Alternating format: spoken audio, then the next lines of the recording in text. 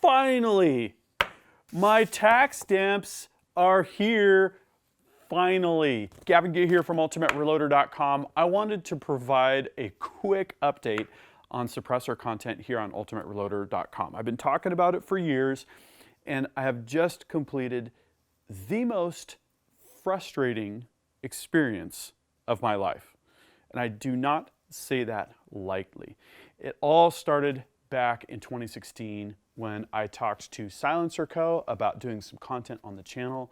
They very generously offered to send me a few cans. Life was going to be good, right?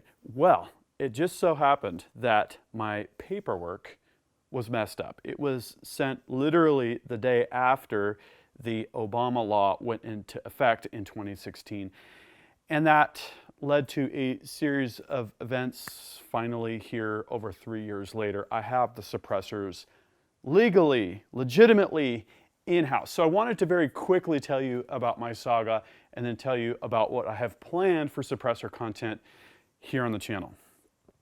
So I had a very frustrating experience with a gun shop. I'm not going to name the gun shop, and I will neither confirm nor deny which gun shop this was in the comments. But this gun shop was responsible for submitting my paperwork late, was not truthful with me about the status of them, and had 600 of my dollars for these tax stamps for a very, very, very long time. In fact, it took me getting on the phone with the director of the NFA branch of the ATF to get things sorted out. What is the NFA? National Firearms Act went into effect in 1934, regulating things like machine guns and suppressors. So since 1934, you've had to pay $200 per NFA regulated device and then wait for the ATF and FBI to do a background check. I had no idea where my tax stamp dollars were, whether they were refunded or what. So I decided to get on the phone with David Howell, who is the director of the NFA branch of the ATF. Let me show you a part of that phone call. Okay, so I have a really messed up paperwork situation with a few cans that I have that got messed up a long time ago, and I'm trying to sort this out with the ATF, so wish me luck. You have reached the National Firearms Act branch. Your call may be monitored or recorded for quality and training purposes. See if I can actually talk to someone here. Thank you for contacting me. This is Rachel. May I assist you?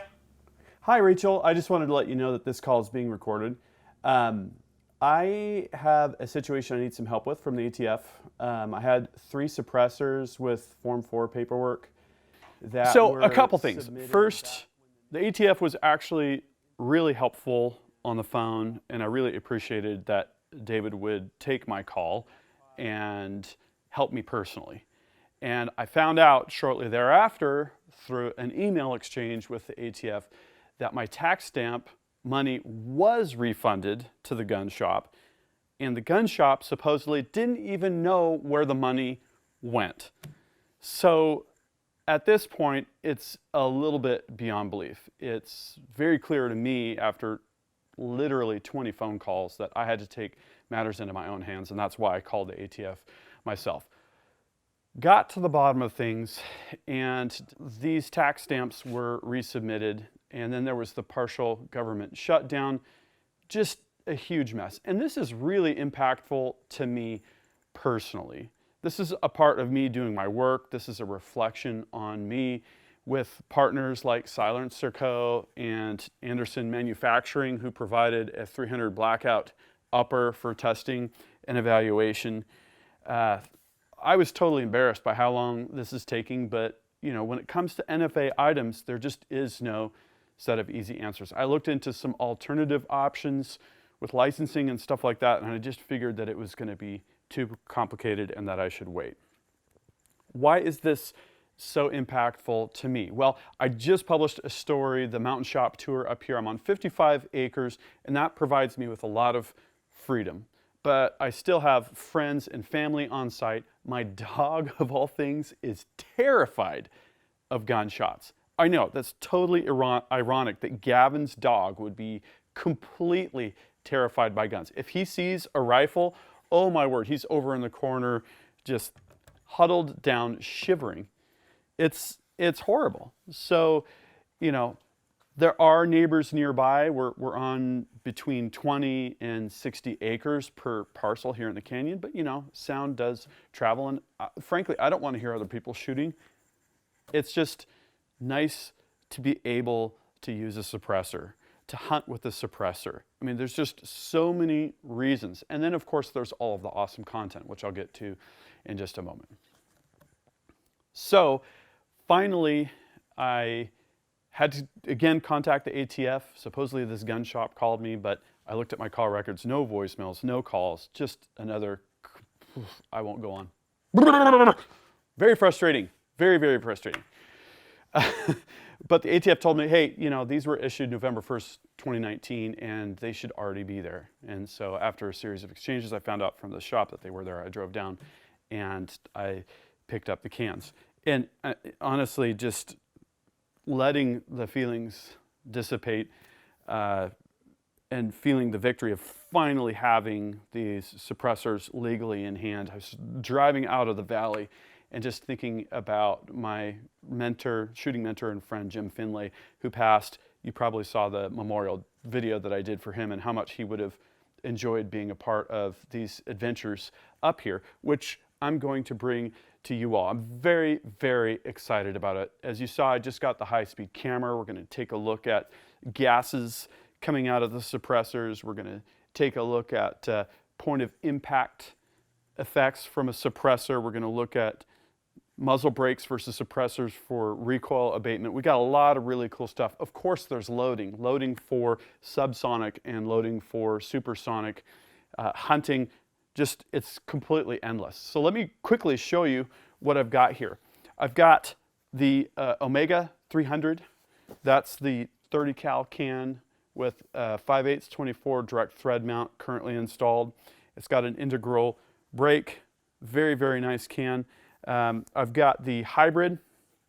This is a 46 caliber suppressor, which you can use for rifle or pistol. With pistols, for semi-auto, you use pistons that help with the functioning of the pistol and keep it operating correctly. The same with the Osprey 45. So you saw recently I did a story covering the Storm Lake 1911 drop-in barrel for this Taurus PT 1911. I've been using this and it works absolutely awesome with this. And 45 ACP is subsonic by definition, by its inherent ballistics. And that means that it is exceptionally quiet. 300 blackout is also a lot of fun, whether it be subsonic or supersonic or even with tracers, which I've showed on the channel multiple times with other 30 cal rifles. I've got the hybrid here installed on my 300 PRC full custom. I've shot this recently, shooting some of the rocks, and wow, you can really hear the thud of the bullet hitting those rocks. Lots of cool stories to explore and that I'll be publishing with you all. So I just want to say to Anderson Manufacturing and to Silencer Co., I am very sorry that this has taken so long. I've been trying my very hardest. I even did some stories down at the gun shop to try and bring something to the channel. But now it's completely game on time. So my question to you all is, what do you want to see related to suppressor content? I'm pretty much going to put these cans on everything I have. 224 Valkyrie, 308 Winchester, 300 PRC, 65 PRC, 300 Blackout, 45 ACP. I'm going to try and get a threaded barrel for that Canik TP9 SFX. We're going to go across the board with this stuff. What kind of scientific experiments do you want to see? What kind of data do you want to see collected and displayed? I've got some pretty cool ideas and I'm just really pumped about this awesome new capability. My dog, Dennis, he doesn't have to cower in the corner anymore, and my neighbors are gonna like life a little bit better in the canyon. So drop a comment, tell me what you wanna see. If you liked the video, please give it a thumbs up, And don't forget to subscribe with notifications so that you don't miss this awesome new content coming up. Until next time, happy shooting and happy reloading.